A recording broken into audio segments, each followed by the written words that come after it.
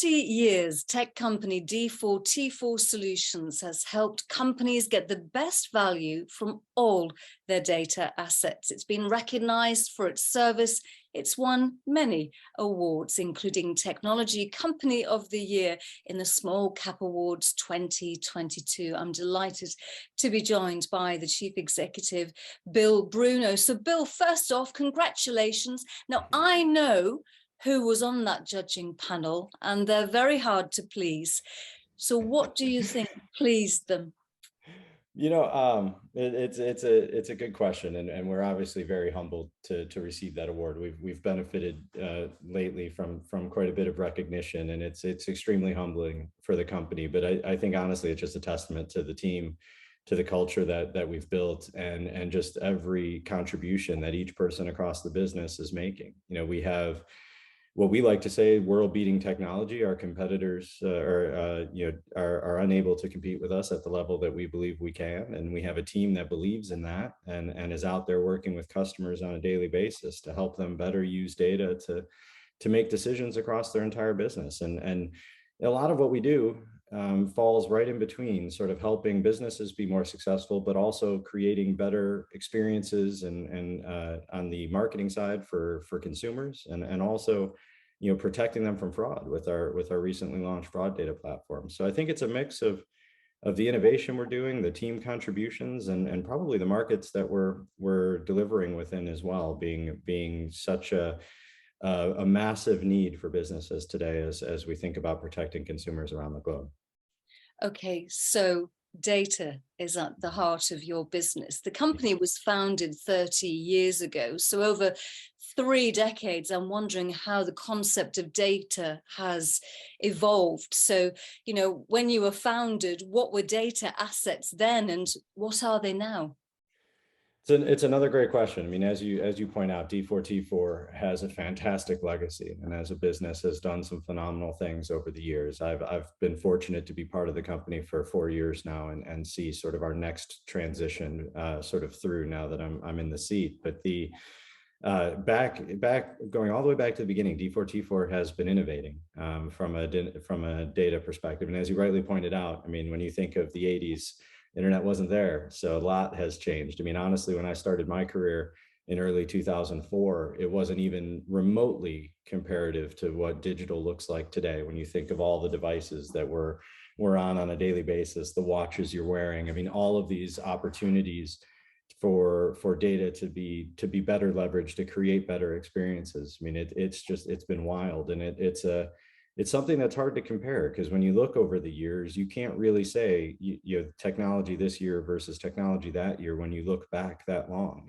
For us, the mantra has been the same, but the means by which we do it has changed. And the mantra has always been to help organizations better leverage data to make decisions. And now, what that looks like today is honestly drastically different from what it looked like 4 years ago. And I think a lot of that is not just the technology advancements and what digital means to an individual in their daily lives today, but it's also all the compliance and regulatory challenges as well. It's the privacy elements, it's protecting consumers and their data, it's helping brands be better stewards of that. And so it really has changed, and it's seemingly every day you wake up and there's a new story. We operate in 27 different countries today.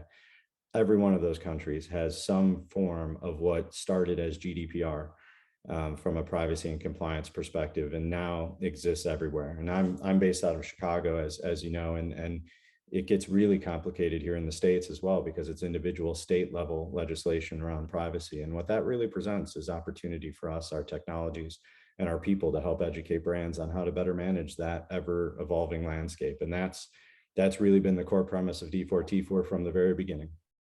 So you talk about privacy, and you talk about helping your customers leverage their data. What is it that you actually do, and who needs your services?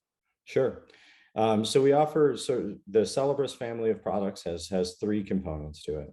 The first is what we call our Celebris Customer Data Platform, or CDP.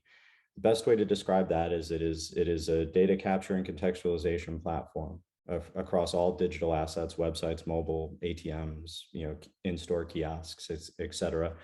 And it's all focused around consent and building compliant data about individuals to build a better positive customer experience for those individuals. The second product is the Celebris Fraud Data Platform, or FDP.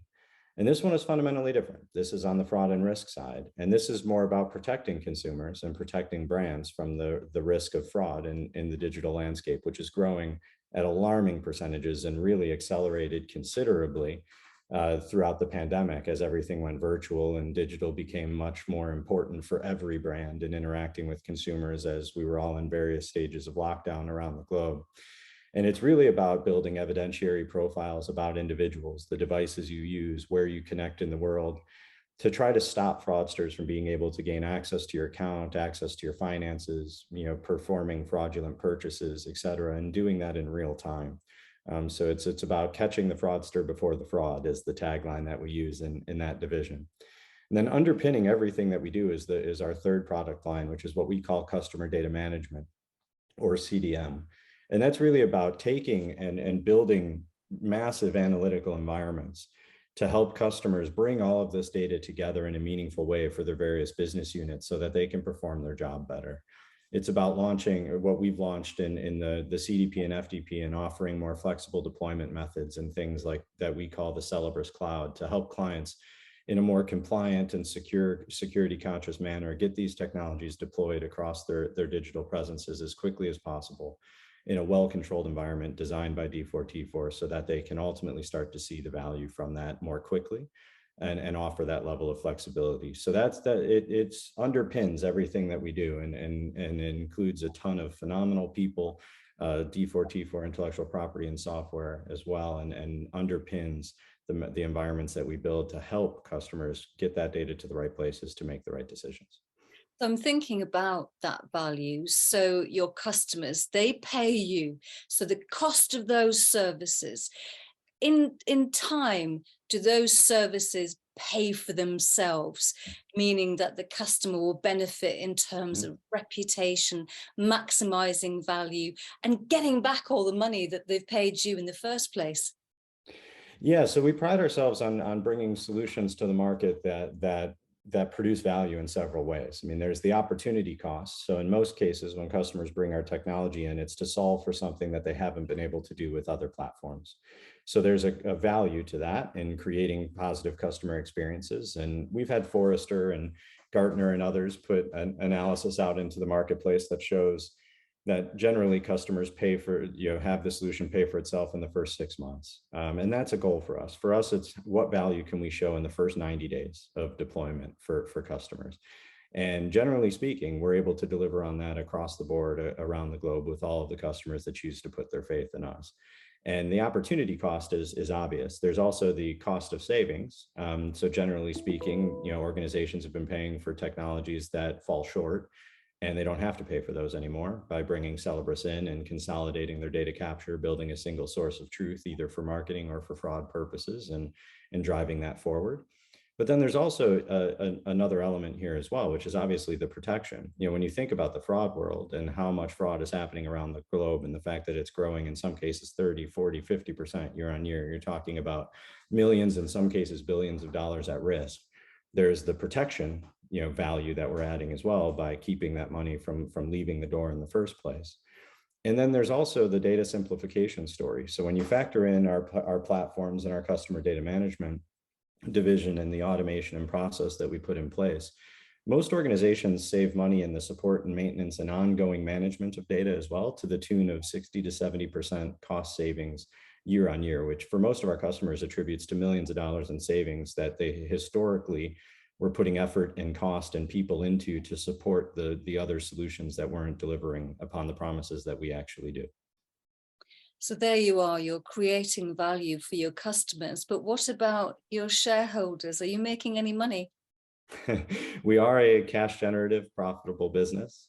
We pride ourselves on that. I think it's always in any organization, and particularly for me, being new in the seat, and Ash, our CFO, and the leadership team that we've now built, over the last 9 months, having just completed our sort of roadshow as our annual results, were audited results hit the market just recently, a couple of weeks ago. And for us, it's a delicate balance, as always. We see an opportunity. We have some tailwinds behind us with what's going on in the marketplace for all of our products. And so it's a delicate balance between managing profit and investing for growth in the business as well. And we think we've done a good job of that. We'll continue to focus on that. And we'll continue to focus on being a cash generative and profitable business.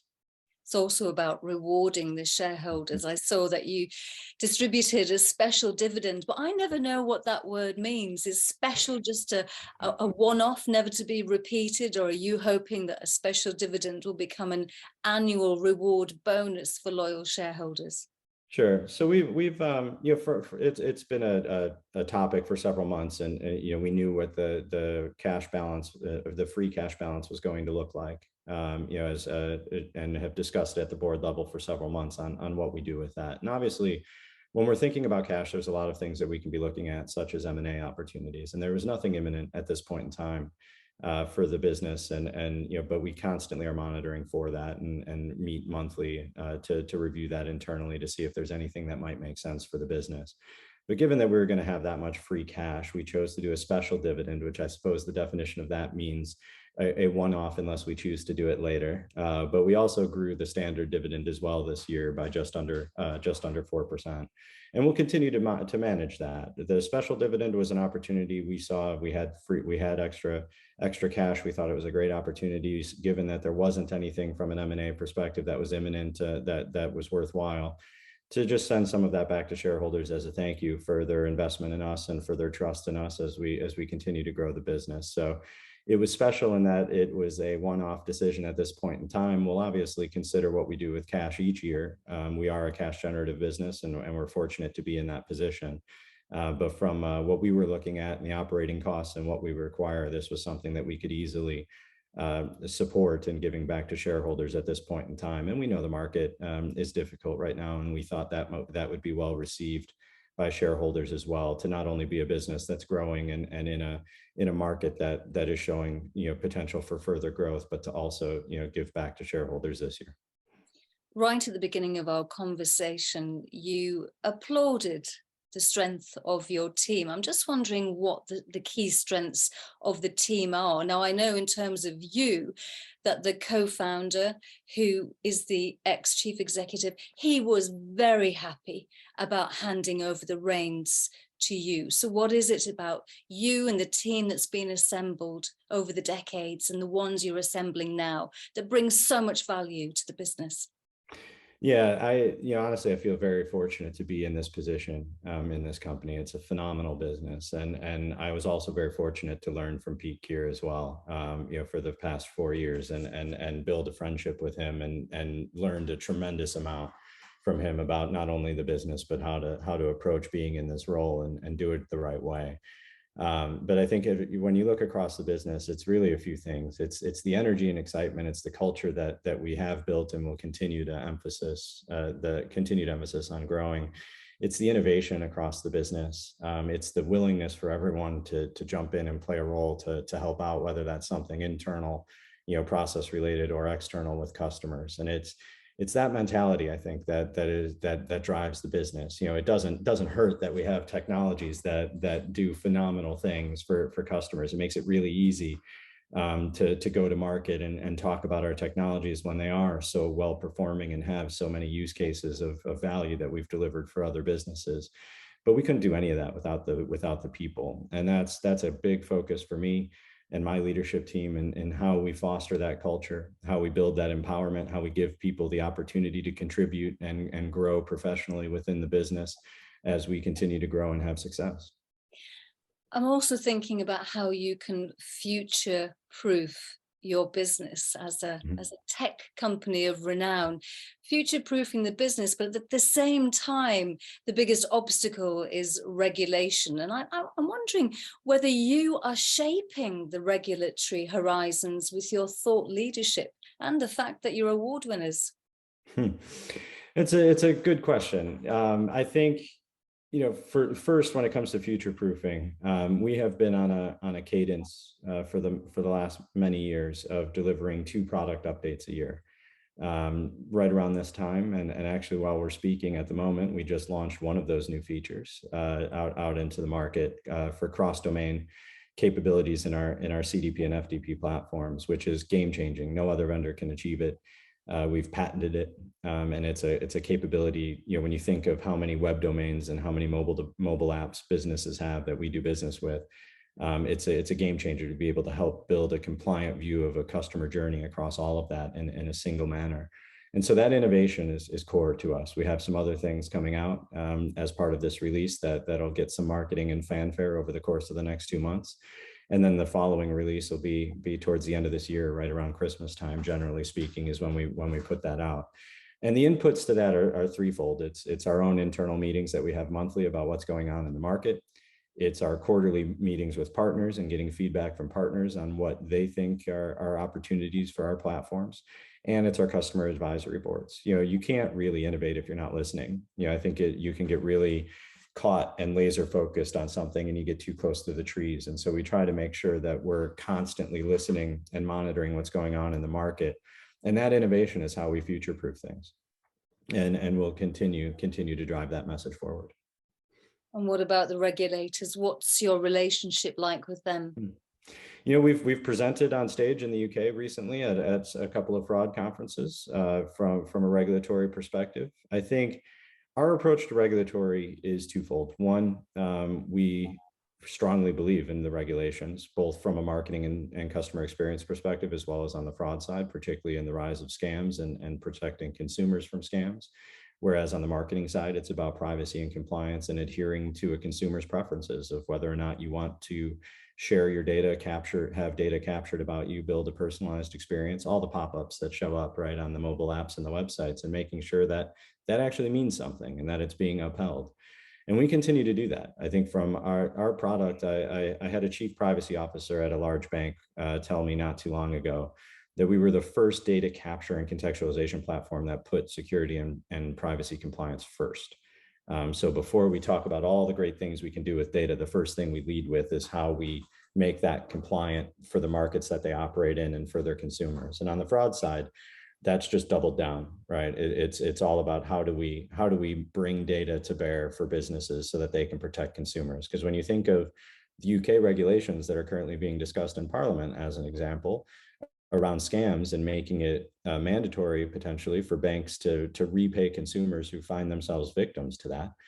Well, the benefit from our perspective is that is a massive risk to brands, massive risk to consumers, and we bring a platform to market in our fraud data platform that helps stop that before it happens. And so, you know, for us, it's monitoring regulations, it's making sure that our product is staying up to speed with all the recent regulations. And we're not just doing that in one country. We're doing that at the moment, as I mentioned, 27 different countries around the globe. Bill, I really want to thank you very much indeed for joining us. There's that phrase, game changing, which is ringing in my ear. And also the way that you use the word fanfare, which is appropriate to you as Technology Company of the Year, and hopefully not just for 2022. Bill Bruno, Chief Executive of D4t4 Solutions. Thank you. Thank you.